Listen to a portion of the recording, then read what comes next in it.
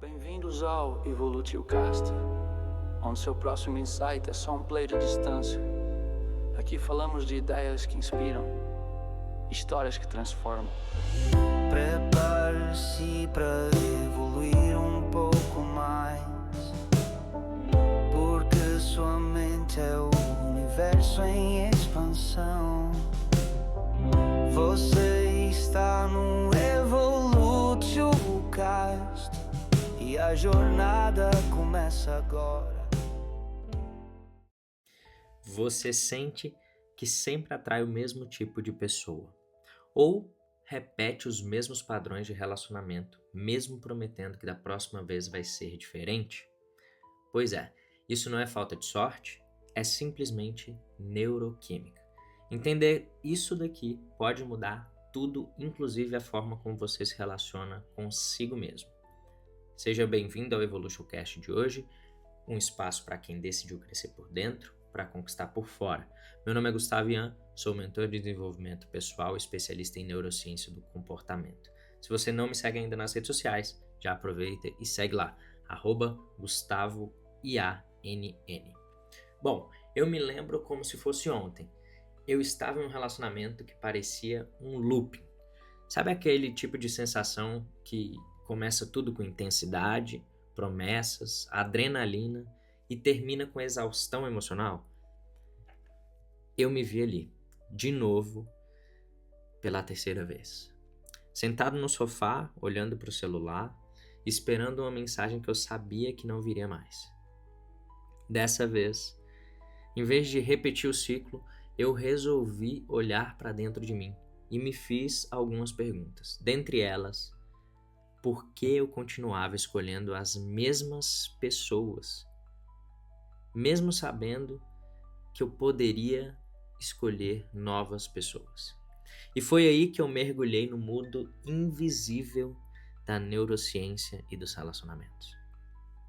Eu descobri que a culpa nem sempre era nossa. Ou melhor, é do nosso cérebro. Mas a responsabilidade de reprogramar ele, essa sim é nossa. Seu cérebro está programado para buscar o que é familiar, não o que é saudável. E a partir de agora, eu vou começar a te mostrar por que seu cérebro está programado para buscar o que é familiar, mesmo que isso te cause dor. Ocitocina é basicamente o hormônio do amor. Ele gera apego, naturalmente. A ocitocina é liberada em momentos de carinho, abraço, sexo. Até em conversas íntimas ela já começa a ser liberada. Ele, no caso, né? Porque é um hormônio. Mas ele não distingue se o vínculo é saudável ou se ele é tóxico. Portanto, se você se acostumou com instabilidade, e eu falo isso, tá? Na minha série sobre vícios emocionais, se você tiver interesse em seguir para o meu YouTube, você vai ver que lá tem uma série sobre vícios emocionais. Ou seja, se você se acostumou com instabilidade, seu cérebro ele passa a associar essa instabilidade como amor. Quantas pessoas não passaram por relacionamentos saudáveis e deixaram os relacionamentos saudáveis porque perceberam em seus pais, nas pessoas que normalmente eram referências de relacionamento, que existia instabilidade. E aí elas passaram a partir de um ambiente familiar, ou seja, de um modelo familiar, a espelhar esses relacionamentos. Portanto, quando o relacionamento dessas pessoas ficam estáveis, elas começam a criar instabilidades, a criar momentos de fato de tempestade em copos de água. E então, esse é um dos principais momentos que a gente pode falar sobre o porquê a ciência da conexão trabalha contra e a nosso favor. Segundo ponto, dopamina e vícios emocionais. As relações com altos e baixos, elas liberam dopamina. Então, normalmente relacionamentos narcisistas, eles têm esse perfil. Picos de alta e baixa. O que é importante você observar é que o mesmo neurotransmissor é liberado em jogos, açúcar e até mesmo drogas. Isso cria um vício comportamental nas relações intensas, ou seja, mesmo que elas sejam dolorosas, o seu corpo ele pede essa intensidade. O que isso significa na prática? A pessoa ela começa a buscar intensidade. Então, você tem um pico de intensidade, se as coisas ficam estáveis, você simplesmente termina um relacionamento e começa outro, e começa outro, e começa outro. Esse é o grande problema das pessoas que, de fato, têm vários parceiros. Porque você tem muitos momentos de intensidade e aí você começa a ficar viciado emocionalmente. Eu mesmo já tive esse vício. Então, eu tô falando aqui de algo que eu sofri na pele. Terceiro ponto, cortisol e trauma relacional. As relações que geram insegurança constantemente aumentam seus níveis de estresse e o corpo aprende a viver nesse estado de alerta. Muitas vezes sabotando relações estáveis porque o tranquilo parece estranho demais. Ou seja, na prática, você precisa entender que o cortisol, que está ali relacionado ao estresse, aos seus níveis de estresse no caso, eles geram traumas sociais, traumas relacionais. Porque quando você tem altos níveis de cortisol, o seu corpo ele começa a ficar em estado de alerta, afetando então a dinâmica de um casal após o conflito. Estudos mostram que casais com parceiros mais estressados adotam comportamentos mais negativos durante desentendimentos. Isso faz com que você tenha um maior nível de cortisol, ou seja, você eleva o nível de cortisol e ele passa a ser mais duradouro no dia seguinte, em comparação com casais com parceiros menos estressados, beleza? Então, os níveis de cortisol, eles impactam diretamente nas tuas habilidades sociais, na tua capacidade de empatia. E por que eu falo capacidade de empatia?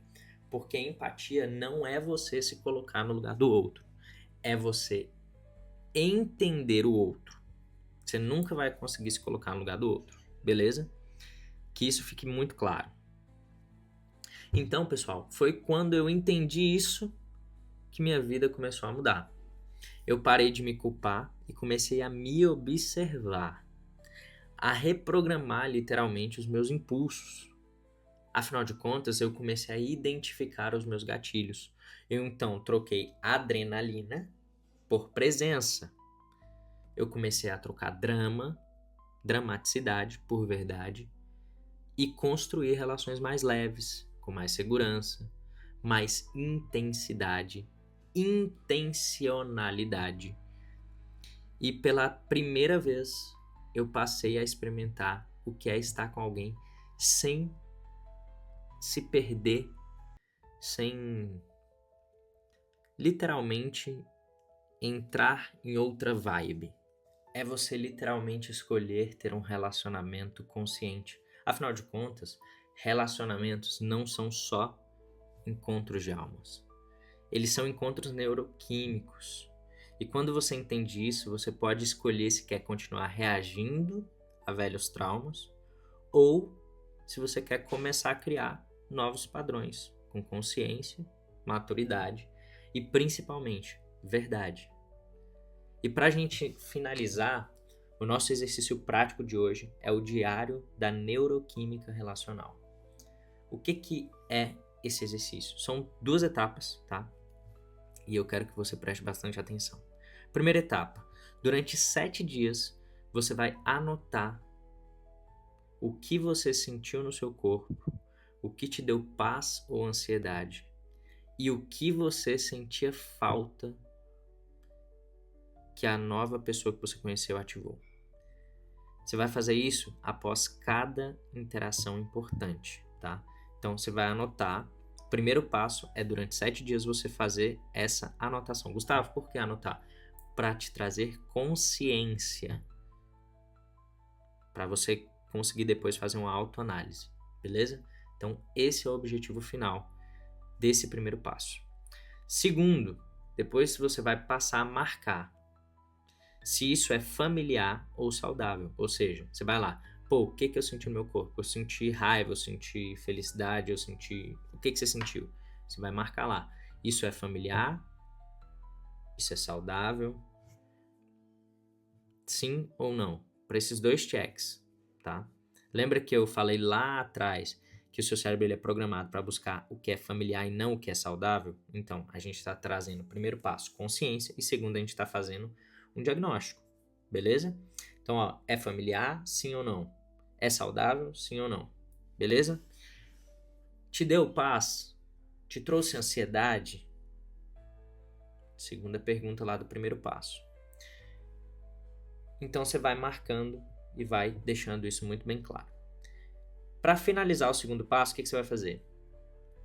Você vai se perguntar se é algo que você quer repetir ou que você precisa curar.